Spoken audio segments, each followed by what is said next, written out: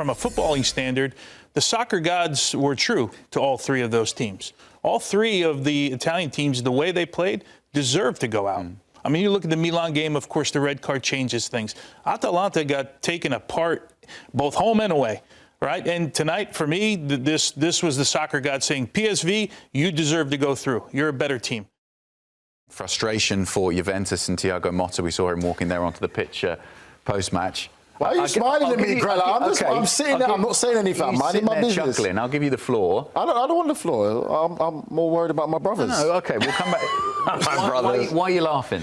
No, I'm not laughing. Honestly, for me, I just think it's a great achievement for PSV, and for a lot of people, heavily favoured the Italian sides to go through, and I didn't think that these ties would be just simple, easy stroll for them in the park, and it turned out that way.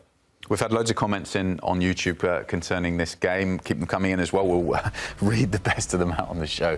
This one from Tropicaco, who says, Juve down bad. I mean, not good enough, really, Mike, was it? It's been a really confusing season. Serie A has had a terrible tournament. It says horrible, Mike. Horrible. So I can't even read. I'm spinning. Both are true, but that says horrible. Leave the reading to me, Mike? I'll say this. It's been a really strange season. In Italy, there's been a merry-go-round of managers. Obviously, Milan had Fonseca, then went to Conceição halfway through, changed from Pioli. Juventus changed from Allegri because they didn't want the style of football. It was not good enough for them. They went to Thiago Motta, gave him a ton of money to spend in Italy standards, which is really spent around 200 million. They changed a lot. They got rid of a lot of guys, brought a lot of guys back in, played this totally different system. They just beat Inter playing a different way. Then they played a different way tonight. It's been up and downs. It's been a huge learning curve. There's been so much that they're trying to get. One week they look like they're moving in the right direction. The next week they look like totally lost, like today.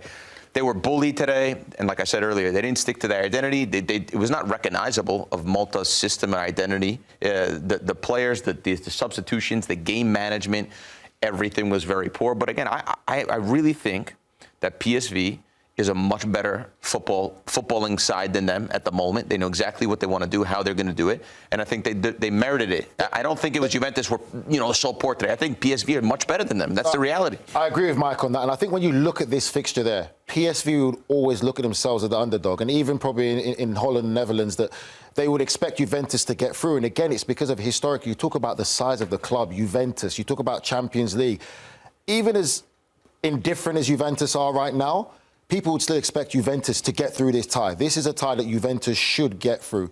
And even people in Holland wouldn't say or expect PSV to do it. But I look at the football aspect of it, and for me, I agree with Grella. PSV are a side where you know what you're going to get. They'll surprise a lot of people, and they deserve to win this tie. And even if you take it to the other tie of Feyenoord and AC Milan, it's the same thing.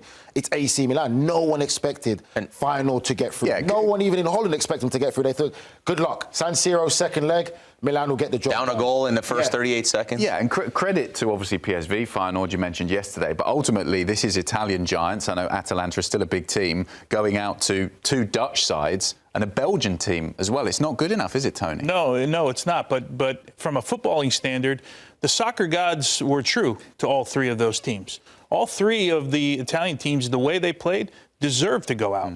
I mean, you look at the Milan game, of course, the red card changes things.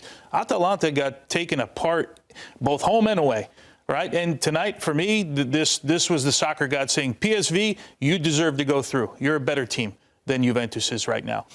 So I don't think the game lied to us over the last 48 hours. Marcolino, 0-0. As a Juventus fan from Italy, we deserve it. We're an embarrassment. Hopefully we will turn things around in the future and get back on track. Worst point of our history after relegation. Wow. Do the fans, does this echo the feelings of the fans? I think, though, look, you can lose a match of football, and you can certainly lose to PSV. Like, big teams have lost to PSV because of the way that they play football and the amount of goals that they score. Again, we don't want to take anything away from PSV, but for me, the issue with Juventus is the confusion around the club, right? Half of the Juventus fans or community or board or whoever's there, half of the Juventus camp probably believe in Motta and this project and giving him more money in the Giuntoli and getting rid of, they've gotten rid of some good pieces.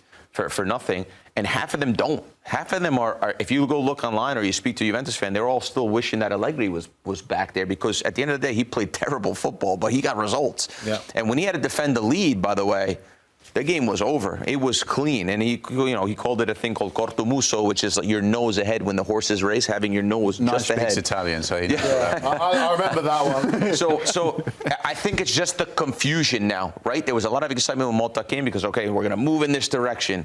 And now it's kind of like Tony says, are we moving in the right direction? You know what I mean? That's the scary thing with Motta and with Giuntoli and with this group of players. It's now, to give them some silver lining, it's a very young group. They just came off the win beating Inter, which is not an easy thing to do. So there's some flashes of good things, and then there's realities of what they are. That's a hard thing to swallow, though, because you look at the performance against Inter, what a great game that was, and then you follow up with a performance like this. But they did nothing in that game also, but they found a way to win. But looking from the outside, Juve have been like that all season, really, haven't they? They pull out something from nowhere when you don't think they will, and then they follow it up with a really disappointing result. Leipzig away, right? They win with a man down 3-2. Vlahovic scores a goal. Incredible McKennie tackle. Milan, right? The Milan about a month ago, right? We said that was the best game of the season for them. Yeah, dominated them. Dominated Milan. Yeah. And we were sat here going, man, they're turning it around right now. And then, as you mentioned, there's sometimes the reality. Here's a user comment from Itonic. Any explanation as to why Juve won't play Kolo Muani and Vlahovic together? I know it's old school football. It's going back to the 90s, isn't it, to play two up top? But in this case, when you've got players with the talent of Kolo Muani and Vlahovic, are you surprised he's not trying to play them together? I mean, Kolo Muani came here essentially to pick up where Vlahovic couldn't get started, right? And it's to score goals, and he did that coming in. Can you do it? Yeah, certainly. You change the way you want to play the game.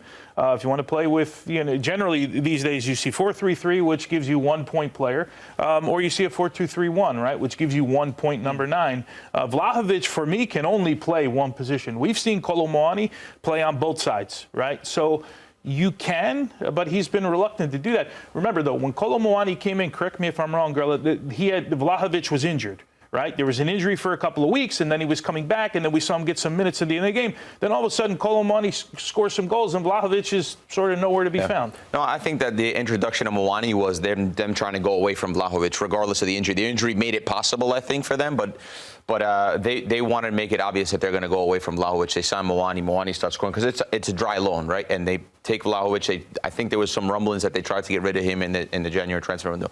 If you go to a two-forward system at this point in the season, you're basically saying, okay, up until now, nothing I've tried has worked. My system doesn't work. Yeah. You're basically holding up a mini white flag, or you're saying, or you're saying, I'm going to throw something and see if it sticks. Besides the fact that I don't think they can afford both of them, right? Vlahovic makes $10 million a year. I think it turns into $12 million next season, or around those ranges, which are very high for Italian football.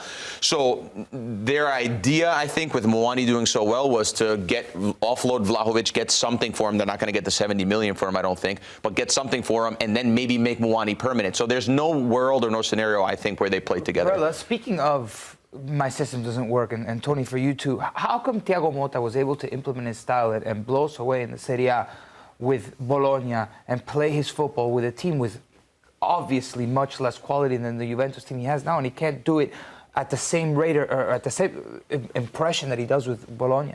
Because the expectations, right? The expectations are you're under the microscope at Juventus and you have to win, right? Bologna, ultimately, they finished 5th.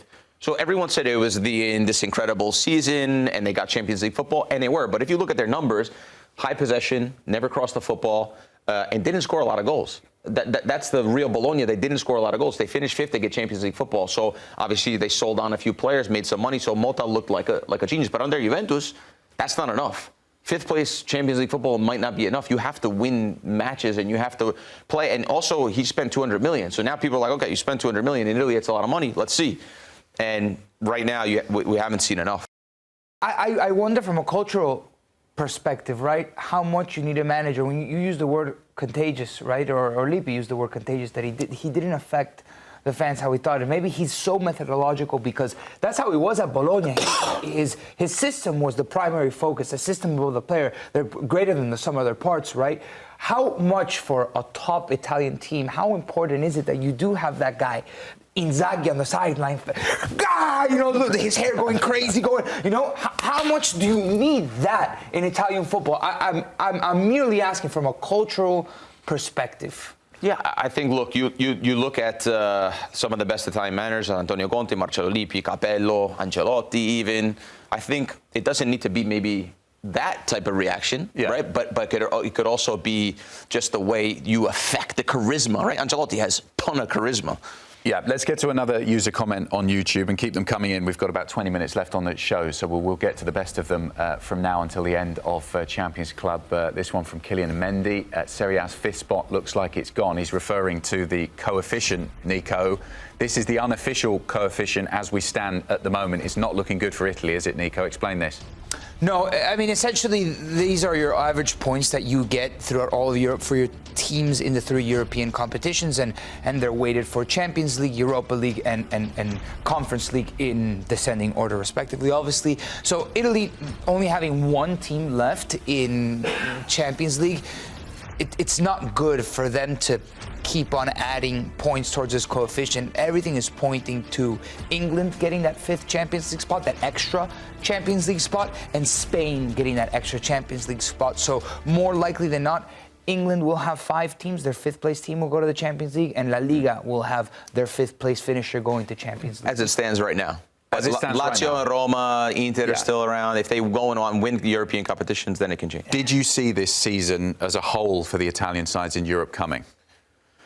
Not necessarily. Obviously, it's easy to sit here now and say I saw a lot of weaknesses, but there was a manager merry-go-round in Italy. Juventus have a new manager. Like I said, Milan have a new manager. Lazio have a new manager. Roma have a new manager. So these are the clubs. Fiorentina have a new manager. So these are the clubs that have all rotated managers, and they have to implement their systems. They have new players that they added. So, no, if you tell me now that they're in this situation in Europe, I'm not so surprised knowing that there was a manager merry-go-round in the summer. We went into match day 8 with the possibility of having 3 Italian teams going through automatically, right, in the top 8 in Champions League. Obviously, Atalanta and Milan dropped below the line. Inter stayed there. So, man, how a couple of weeks just changed everything. And speaking of it's not all over, it's going to be extremely difficult for that to, like, almost miraculous. I think the best thing that Italian football fans can pray that happens on Friday in the draw is that Real Madrid and Atletico Madrid are paired up, because then you're guaranteed that one Spanish team doesn't go through to the next round.